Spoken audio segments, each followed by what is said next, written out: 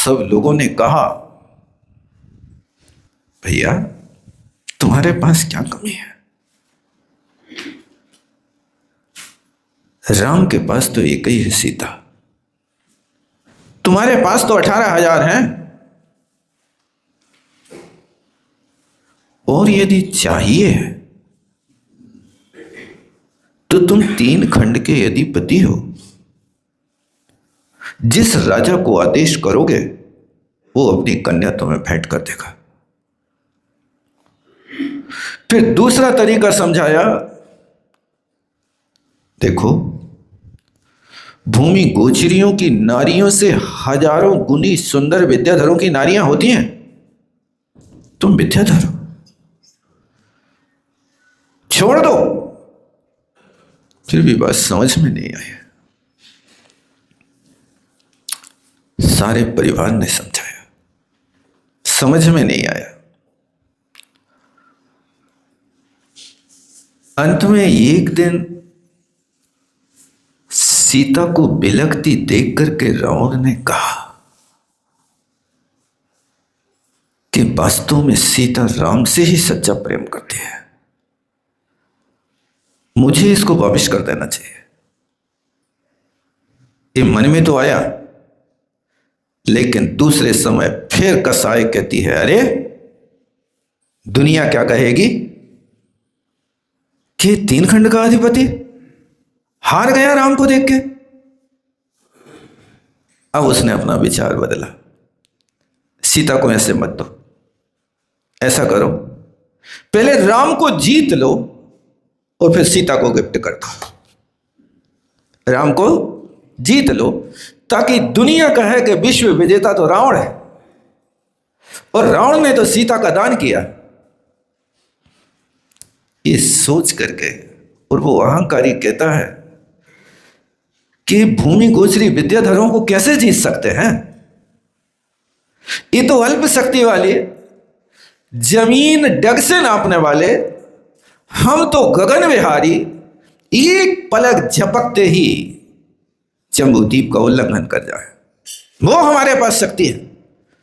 इसलिए राम को पहले जीत लो, फिर सीता वापस कर दो। ये विचार कर लिया था, लेकिन करें क्या? वो कसाई जब तीव्र होती है तो समझाने से समझ में नहीं आता है।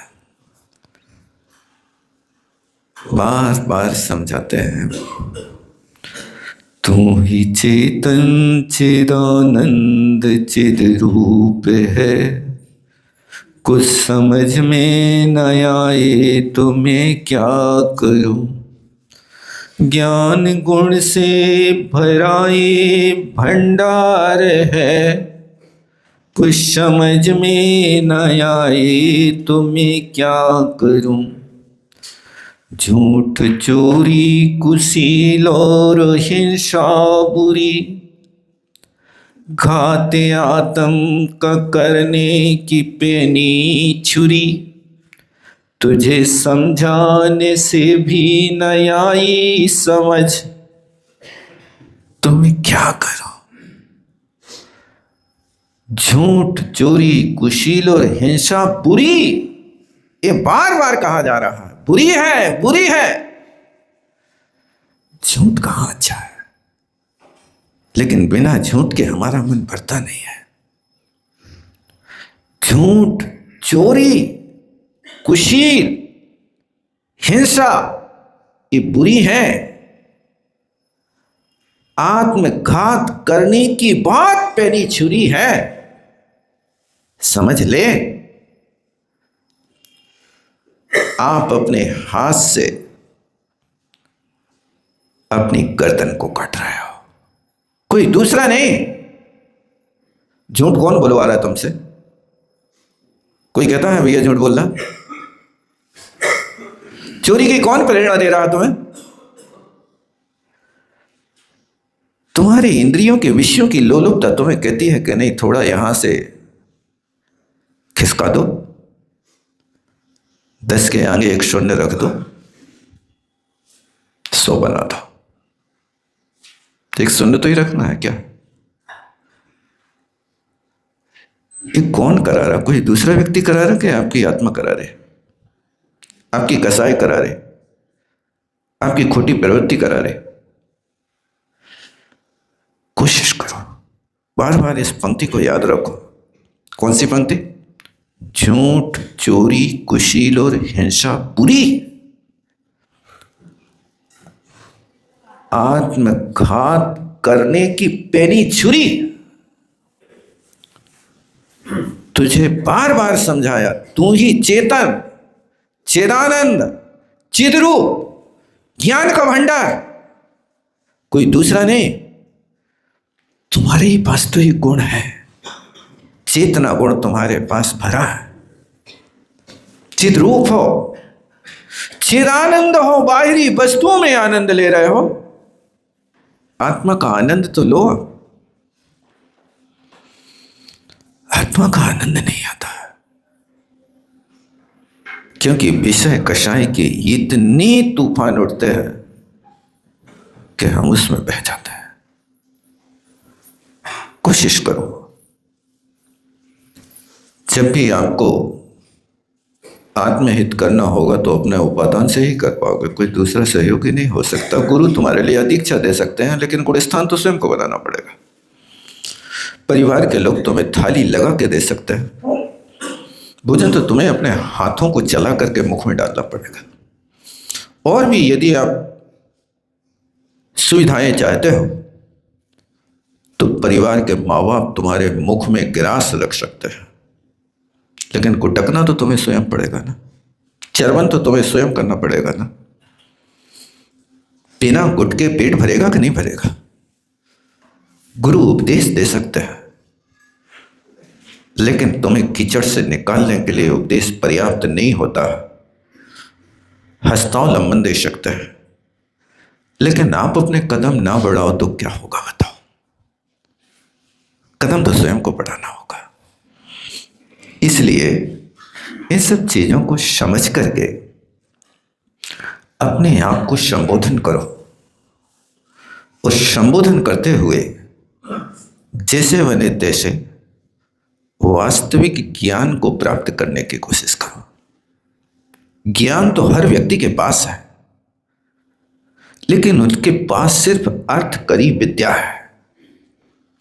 यहां नहीं सोचता कि मेरा आत्महित कैसे हो, ये बार बार सोचता है कि मेरी दुकान कैसे चले। यदि दुकान नहीं चलेगी तो लाख उपाय करेगा, दुकान बदलेगा, व्यापार बदलेगा, क्षेत्र बदल देगा, अपना बेस बदल देगा, सब कुछ करेगा, लाख उपाय करेगा, गांव छोड़ के दूसरे गांव चला जाएगा। एक व्यापार करने के लिए आप लाख उपाय करते हैं, एक परमार्थ को सुधारने का एक भी उपाय क्यों नहीं करते हैं? जबकि आपके लिए कहा जाता है, लाख बात की बात यही निश्चय और लाओ, तोर सकल जग दंड फंद निज आत्म ध्याओ।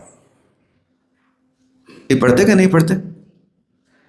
लाखों बातों की बात मत करो, बस एक ध्यान दो कि जगत के सारे दंड फंद छोड़ करके एक आत्म तत्व का ध्यान करो। इसलिए रोगी, भोगी, आलसी और हठीरी, इनको जान करके इतना समझना कि ये यदि तुम्हारे भीतर बैठे हैं तो ये दरिद्रता की निशानी है, अमीरी की निशानी नहीं है। इसलिए इनसे बचने की कोशिश करो। फिर उसके बाद आगे लिखते हैं, रोके न चाह निज शक्ति खोए, शिव रूप निराकुलता न जोए। बहुत प्यारी बात लिखते हैं। इस संसारी प्राणी अपनी इच्छा को नहीं रोक पाता। ऐसी सड़ी चीज में इच्छा जाती है कि वो उस काम को करने के लिए दूसरों की नजर बचा लेता। यदि बीड़ी पीना सीख गया और हजारों लोगों ने उसके ऊपर थूक दिया, तुम कितने गंदे आदमी हो, बीड़ी नहीं छोड़ पा रहे, वो बीड़ी नहीं छोड़ेगा, तुम्हारी नजर बचा लेगा। अब कमरे में जाकर के बंद होकर के बीड़ी सटका देगा। क्या है, अनुभव किया कभी कि नहीं किया? जिस चीज को छोड़ देंगे, जिस चीज को छोड़ेंगे, मन उसी के लिए करेगा बार बार। आपसे कहें कि भैया जब तक आप इस ग्रंथ का स्वाध्याय कर रहे हैं तब तक एक आध चीज छोड़ दो, सोचेगा क्या है, क्या नहीं खाते, क्या नहीं खाते, खोजते खोजते मखाना नहीं खाते, लेकिन कल बीमार हो गए और डॉक्टर ने मखाने बताओ तो क्या होगा? बीमार के लिए तो दवाई है ना मखाना। मखाना छोड़ो, काजू, काजू नहीं खाएंगे। अब छोड़ दिया और कल कहीं खाने गया सो काजू थाली में आ गया। अब वो काजू को देख करके लगता है यार सालों में तो दिखा है, रोज तो मिलता नहीं लौकी की सब्जी की तरह, लौकी की सब्जी तो रोज मिल जाए, लेकिन काजू कौन रोज खिलाता तुम्हें? तुम्हारे यहां बरनी में भरे तो रखे रहे हैं, साल भर बरनी भरी रहे, देखते रहो बेटा। ये खाने के लिए तो महाराजों के लिए है, आपको नहीं मिलेंगे। ऐसे नहीं होता। यदि बच्चा मांग भी लेवे तो काजू के बहाने मूंगफली खिला देवे। ये क्या है?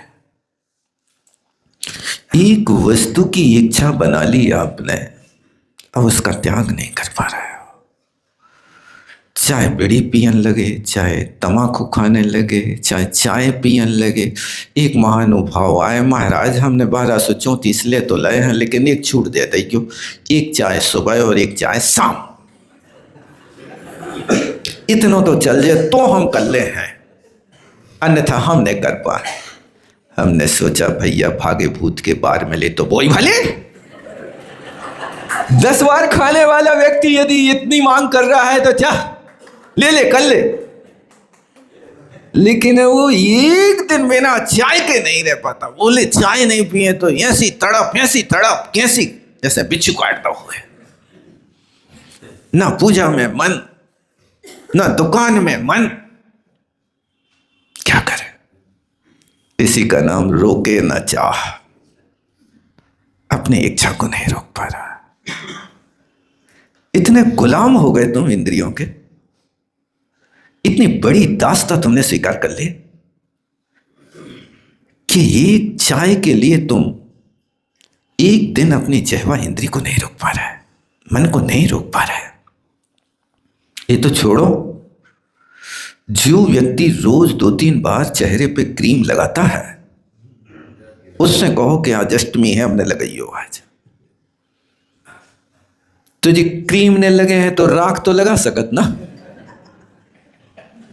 अब वो आदत में है कि तुम इसको छोड़ा दो, कोई बात नहीं, ऑप्शन खोज ले। ये पंक्ति जो होती है ये मिथ्या दृष्टि की पहचान है। रोके ना चाहे, जिस चीज को छोड़ दे वह उसी की याद बार बार आए। एक महानुभाव आए, महाराज आज तो हम जन्मदिन है हमारो, एक ने एक नियम तो ले ही के जे हैं आपसे। मैंने कहा बहुत अच्छा नियम वाला आया, क्या पालन करेगा भाई? ये छोड़ दे, ये तो नहीं चल है, तो फिर आप ही बता दो क्या चल है। नहीं आपके मुख से सुनने, अब बताओ हम क्या करें? ऐसे समय खाऊ लोग आ जाते, हम जो बताएं सो चल है ने, हम इसको नहीं छोड़ पा रहे, तो तुम बता दो, हम स्वीकार कर ले रहे।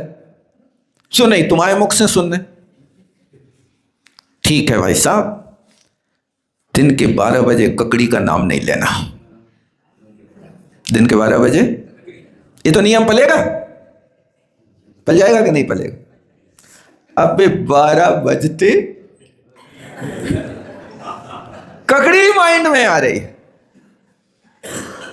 क्या है? त्याग तो किया था ना तुमने, खाएंगे नहीं। अरे उस वस्तु को खाने की बात तो छोड़ो, दिन के 12 बजे नाम नहीं लेना भैया, इतना तो नहीं हम ले ले। चल पाएगा कि नहीं चल पाएगा? बहुत मुश्किल है। जिस वस्तु के लिए कहते हैं वो ही चाहिए, फिर क्या तुमसे पालन होगा? ये रोके न चाह, इस पंक्ति को बार बार अपने माइंड में सेट करो। ये बढ़ती हुई इच्छा को रोक नहीं पा रहा है, इसलिए कामनाएं कम करो, काम करो ज्यादा। भावनाएं सुख करो, दान करो ज्यादा। इच्छाओं को कम रखो। इच्छाएं कम होंगी तो तुम बड़े सुखी होगे, और बलवती इच्छाएं होंगी तो हमेशा कष्ट उठाना पड़ेगा। यदि आपकी इच्छा तन ढकने की है तो 100 रुपया के कपड़े से भी आपका तन ढक सकता है, नहीं ढक सकता? कल आ रहे थे, वहां से एक दुकान पे लिखा था बोर्ड पे 99 रुपया की साड़ी, 99 रुपया की साड़ी है। हमने कहा देखो, और फिर आगे लिखा था कि यहां से लेकर के इतने तक की। अब हम गिनती नहीं पड़ता है कि 5,000 लिखे थे कि 50,000 लिखे थे, लेकिन कि आगे यहां तक की थी। अब यदि आपको तन ढकना है तो 100 रुपया से काम हो जाएगा आपका, और हो सकता है कि 100 रुपया की साड़ी आप ज्यादा प्रयोग कर सको। 5,000 के वस्त्र को तो तुम पावन त्योहार में पहनोगे, रोज रोज पहन सकते। कोई 50,000 की साड़ी को पहन के झाड़ू पोंछा लगाता? ये समस्या, हाँ, ये भी और बड़ी बात है। दूसरी के लिए अलग चाहिए, ये भी है, दिखावा ज्यादा चाहिए। अब वो हो सकता है कि सालों में उसका नंबर आए, एक बार वो तरसती रहे कि हमें देख तो लो, उठा तो लो। नहीं, ये तो पहन ली थी और फोटो उतर गई है, और फोटो वहीं टंगी है, लोग क्या कहें। ये रोके न चाह निज शक्ति को है। अब दूसरी चाहिए, शक्ति न हो तो किराए की ले आओ, किराए के भी तो मिल जाते हैं,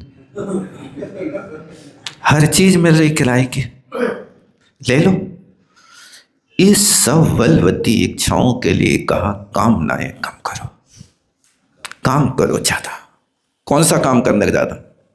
झाड़ू पोंछा का, रोटी पानी का, लड़ाई झगड़ा का? वो काम करो जो काम आज तक नहीं किया। रावण जब दिग्विजय के लिए जाता है तो वो सोचता है कि बस मैं इंद्र को जीत लूं और मैं वो काम करूंगा जो अभी तक नहीं किया। तो क्या काम करेगा? तो कहता है जितने भारत देश में जीर्ण शीर्ण मंदिर हैं उन सबको मैं ठीक कराऊंगा, गांव गांव नए नए मंदिर बनवाऊंगा, इसको जीत करके मैं आ जाऊं। और ये बात सहस्र रश्मि के सामने भी रखता है कि तुम हमारे चौथे भैया हो, इंद्र को जीतने के बाद ऐसे काम करेंगे अपन। क्या आपने कभी ये संकल्प किया कि हम इस काम को करने के बाद एक काम करेंगे, अच्छे काम करेंगे, संयम की ओर बढ़ेंगे, पापों से दूर रहेंगे, परिवार में कोई नोक झोंक नहीं करेंगे, परिवार में हम जलते भिन्न कमल की जिंदगी को जीने की कोशिश करेंगे? ये कभी आपने विचार भी लाए कि नहीं लाए? इतना बड़ा जीवन निकल गया, इतने बड़े जीवन निकलने के बाद कभी आप इतने दिनों में अपने घर में जलते भिन्न कमल की तरह रह पाए कि नहीं रह पाए? यदि रह जाओ तो सम्यक दृष्टि बन जाओ।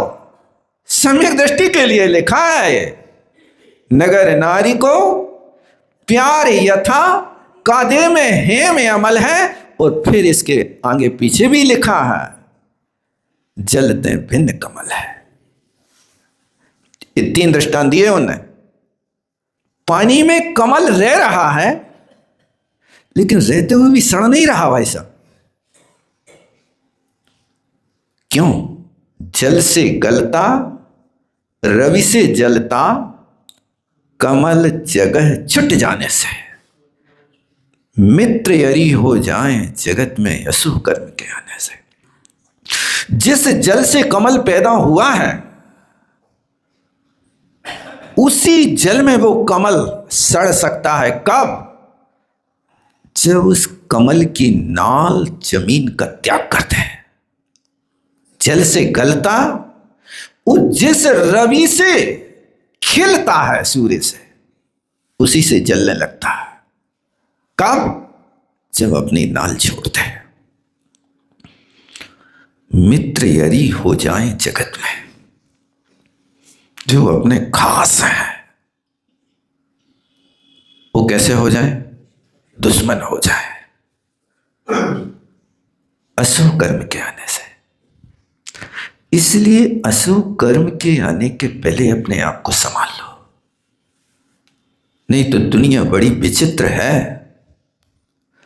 आग लगे जब कूप खने, और भूख लगे जब ढूंढ चने, और सूझ पड़े तब काल खड़ा, उससे नहीं मूर्ख और बड़ा।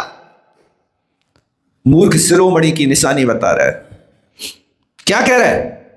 आग लगे जब कूप खने, जब आग लग गई तब कुआं खोद रहा है। जब भूख लग गई, मूर्छा आने लगी, चक्कर आने लगे, अब चना ढूंढ रहा है। आग लगे जब कूप कने, भूख लगे तब ढूंढ चने, और जब सूझ पड़ी, जब वस्तु स्वरूप समझ में आया, तो यमराज बाजू में खड़ा कहता चलो भैया, नहीं अब तो हमें दीक्षा लेने। अरे मूर्ख शिरोमणि, सूझ पड़ी तब काल खड़ा, उससे नहीं मूर्ख और बड़ा। भैया कुआं आग लगने पर खोलने हैं कि पहले से पानी की तैयारी रखने? क्या करना है बताओ? हम तो बुढ़ापे में दीक्षा ले हैं, जब सबको ठिकाने लगा दें, सबको ठिकाने लगा दे, तब ले हो। जो मुकेश जी 2-3 दिन से बड़े झटपट आ रहे हैं, रोज आ रहे हैं, महाराज अब हम बताओ क्या करें? अबे पता नहीं, चलो समझ में नहीं आई, अभी क्या करें? अरे भैया वो करना है जो अभी तक नहीं किया। अभी तक तो खूब लोहे के बना दे तुमने सीढ़ियां और अलमारियां।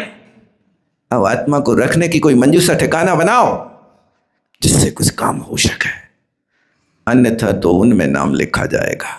किनमें? जो ये काम करते हैं। आग लगे जब कूप खने, खोदो कुआं। कितने दिन आग लगने हैं बताओ? कुआं खोजे तो आओ 50 फुट, भूख लगे जब ढूंढ चले। अब जब एक पक चलवे की शक्ति नहीं बनी है, बाजार में चना खरीद में ढूंढ रहे जाओ, अथवा खेत में चना बो रहे, अब 4 महीने भूख सहन करो। ये स्थितियों को समझने की कोशिश करो। इसलिए बार बार विचार करो इस पंक्ति पे, रोके न चाह निज शक्ति को, रोके न चाह। अपनी शक्ति को झोंक करके और उन इच्छित वस्तुओं के जुटाने में लगा रहता है। ये कर लो, ये कर लो, ये कर लो, वो कब करोगे? कोशिश करो। बोलो आचार्य गुरु विद्यासागर जी। चावाणी के ज्ञान से शुच लोकालोक, सोवाणी मस्तक सदा